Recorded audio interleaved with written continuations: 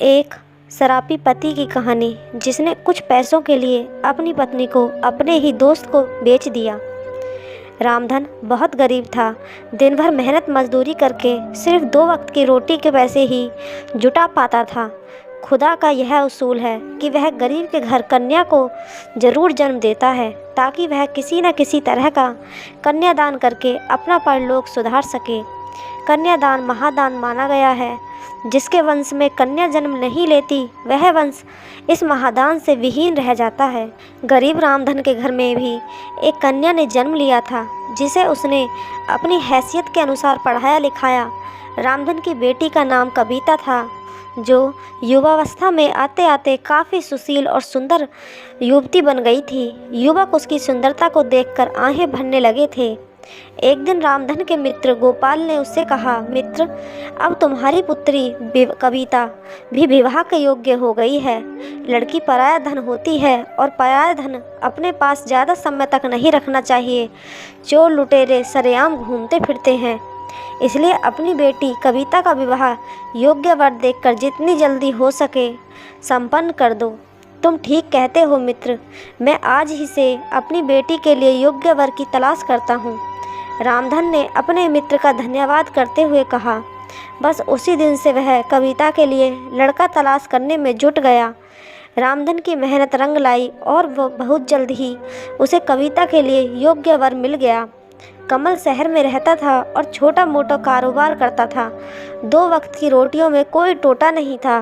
कविता दुल्हन बनकर कमल के घर आ गई। उस रात उन दोनों की सुहागरात थी। जब कविता फूलों से सजाई गई सेज पर बैठ गई थी, घर में उसके अलावा कोई नहीं था। कमल अब अकेला था। उसकी शादी में आने वाले सब रिश्तेदार चले गए थे। रात के 11 बज गए थे। कविता को समझ में नहीं आया था कि उसके पति आज रात भी कहाँ रह गए। धीरे धीरे 12 बज गए। 12:10 तक दरवाज़ा खुला रहा। कविता संभल कर बैठ गई। उसने घूंघट और नीचे कर लिया। कमल धीरे धीरे चलता हुआ सुहाग सेज के पास आया। वह अपने आप पर काबू रखने का पूरा प्रयास कर रहा था। उसके कदम लड़खड़ा रहे थे। कविता कलेजा थाम कर रह गई। उसने एक ही नज़र में पहचान लिया था कि उसे शराबी पति मिल गया है। एक पल के लिए उसने सोचा कि शायद हो सकता है उसके यार दोस्तों ने इस खुशी के मौके पर पिला दी हो। उसने दिमाग से बात निकाल दी। कमल धीरे धीरे चलता हुआ सेज के पास आया। वह आकर उसके पास बैठ गया। कविता लाश से सिमट गई। उसने गर्दन झुका ली। कमल कई पलों तक बैठा रहा, फिर बोला, मेरी जान कविता, मुझे माफ़ करना। मैं दोस्तों में फंस गया था। सालों ने ज़बरदस्ती पिला दी थी। कविता ने कोई जवाब नहीं दिया। नाराज़ हो मेरी जान रानी, कमल ने कहकर धीरे से हाथ बढ़ाया और उसका घूंघट उलट दिया। कविता ने जरा सा भी विरोध नहीं किया, केवल इसलिए कि यदि उसने विरोध किया तो कहीं साड़ी न फट जाए। शराबी का क्या भरोसा। कमल के सम्मुख जैसे चांद निकल आया हो। वह कई पलों तक कविता को एकटक देखता रहा। फिर उसने उसे अपने करीब खींच लिया। कविता ने कोई विरोध नहीं किया। वे दोनों इस वक्त काफ़ी करीब आ गए थे। उन्हें लगा जैसे वक्त थम गया है, लेकिन ये उनका वहम था। रात मंथर गति से बीत रही थी। कमरा अंधकार में डूबा हुआ था। कविता सुबह उठी और घर के काम में लग गई। उसके यहाँ और तो कोई था नहीं जो काम में उसका हाथ बटा था। कमल काफ़ी देर से उठा क्या, कविता ने उठाया था चाय बनाकर। कमल ने चाय पी ली। कविता खाना बनाने में लग गई। उसका ख्याल था कि कमल अपने काम पर जाएगा, लेकिन वह काम पर नहीं गया। जब कविता ने पूछा कि काम पर नहीं जाओगे क्या, तो उसने कह दिया था, अभी 2-4 दिन कहीं नहीं जाना। 5 दिन हो गए कमल काम पर नहीं गया। 6ठे दिन कविता ने उससे कहा, अब आपको काम पर जाना चाहिए। यदि आप काम पर नहीं जाओगे तो घर खर्च कैसे चलेगा। सब चल जाएगा, तुम क्यों चिंता करती हो। कमल ने कहा, कमा भी लेंगे, अभी कौन सी आफत आ गई है। फिर कविता ने कुछ नहीं कहा। 1 हफ्ता बीत गया। कमल हर रात को पीकर आता था। उसके चिपक जाता था जैसे वह उसकी वासना की तृप्ति का सामान हो। कविता बुरी तरह परेशान थी, परंतु करे तो क्या करे। उसने कई बार दबी जुबान से कहा भी था कि आपको शराब नहीं पीनी चाहिए, लेकिन कमल ने उसकी बात पर कोई ध्यान नहीं दिया।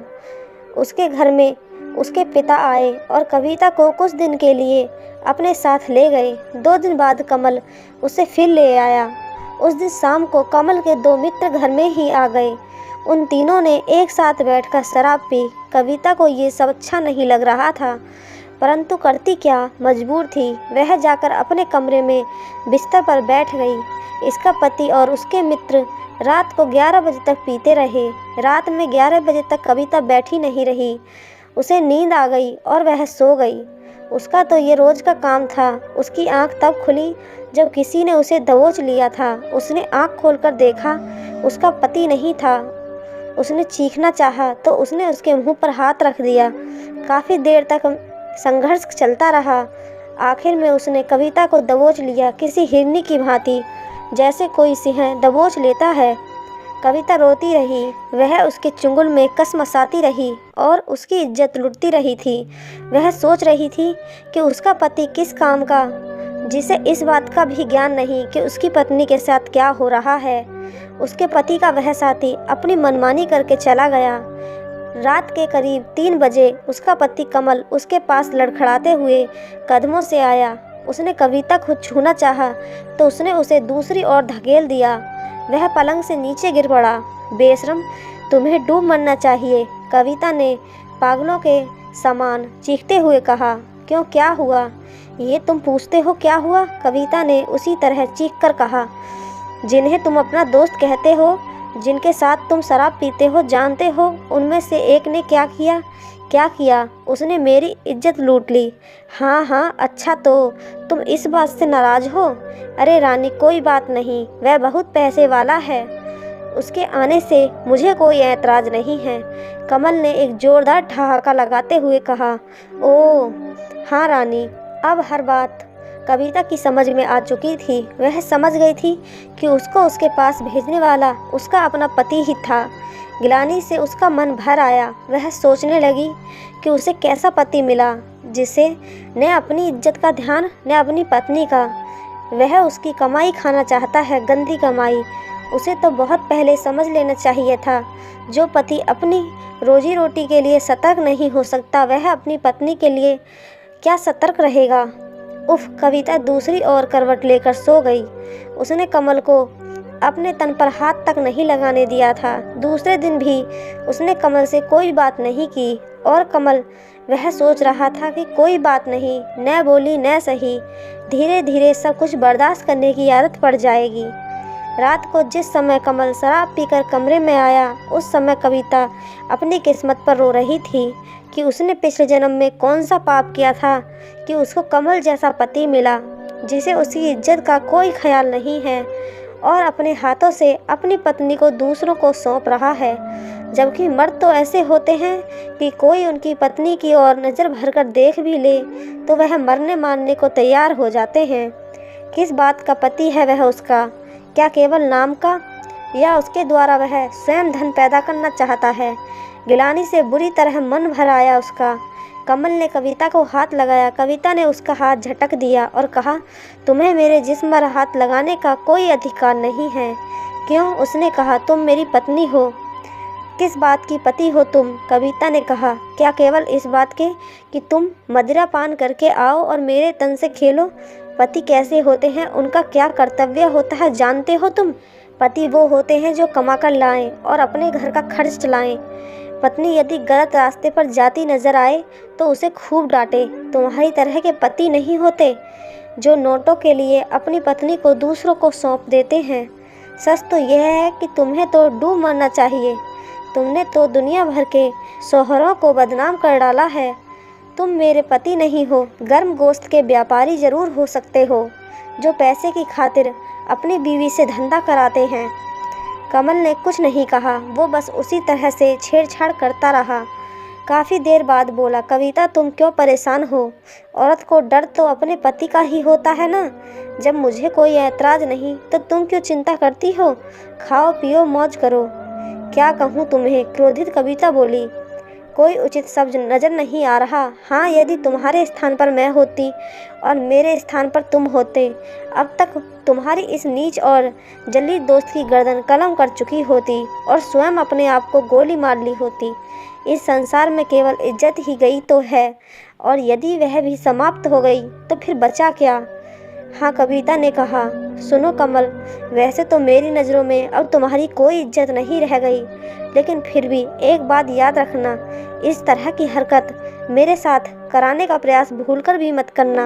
यदि ऐसी घिनौनी हरकत तुमने फिर की तो मैं अपने आप को समाप्त कर दूंगी। ये तुम क्या पागलों जैसी बातें कर रही हो? उसने कहा। नारी का फर्ज है कि वह अपने पति का कहना माने, चाहे वह उससे पेशा ही कराने की क्यों ना पेशकश करे। अगर तुम्हारे ऐसे विचार हैं तो तुम किसी और से साथ शादी कर लो और उससे ये सब कराना। मैं कल ही अपने घर चली जाऊंगी और तुम्हें तलाक दे दूंगी। इस तरह का नरक समान जीवन कम से कम मुझे तो बर्दाश्त नहीं है। क्यों पागल हो रही हो कविता? कमल ने कहा। मैं कौन सा तुमसे रोज़ किसी का बिस्तर गर्म करने को कह रहा हूँ। कभी कभार कोई आ गया तो ठीक है, नहीं तो नहीं। तुम क्या समझते हो मुझे? उसने कहा। मैं कोई वेश्या हूँ जो अपने तन का सौदा करके तुम्हारा पेट भरूंगी? अरे अगर तुम कमा नहीं सकते तो डूब मरो या घर में चूड़ियाँ पहनकर बैठ जाओ। नारी तो पुरुष की इज्जत होती है। किसी ने कहा है, नारी सर्वस्व पूज्यते। कहते कहते कविता हाँफने लगी और कुछ देर खामोश रहने के बाद उसने कहा, तुम इन सब बातों को तभी समझ सकते हो जब तुम्हें अपनी इज्जत का ख्याल हो। तुमने तो ये अंगूर की बोतल ऐसी गले लगा रखी है जिसने तुम्हारे सोचने समझने की शक्ति को समाप्त कर दिया है।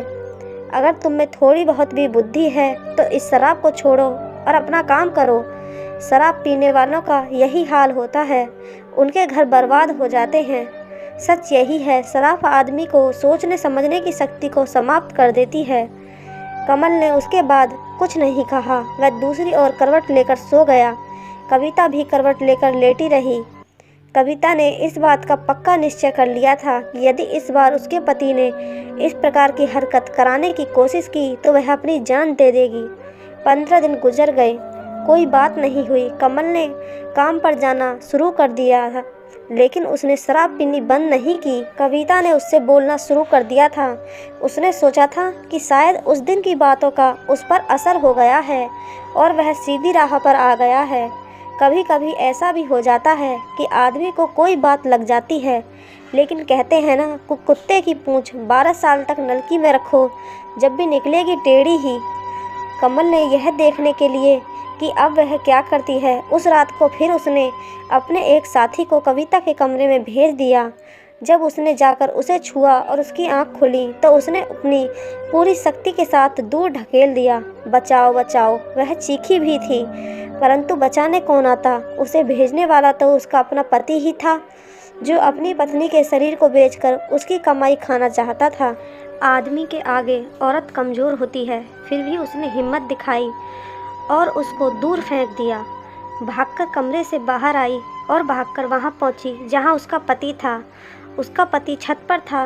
उसने अपनी पत्नी को पकड़कर फिर अपने दोस्त को दे दिया। उसका पति और उसका दोस्त बिल्कुल छत के किनारे पर खड़े थे। उसने उन दोनों को वहीं से धक्का दे दिया और खुद अपने मायके चली गई। इस कहानी से हमें यही सीख मिलती है कि औरत को कभी भी कमज़ोर नहीं समझना चाहिए। अगर एक औरत हमें जन्म दे सकती है तो वह कुछ भी कर सकती है। धन्यवाद। आपको कहानी कैसी लगी कमेंट बॉक्स में ज़रूर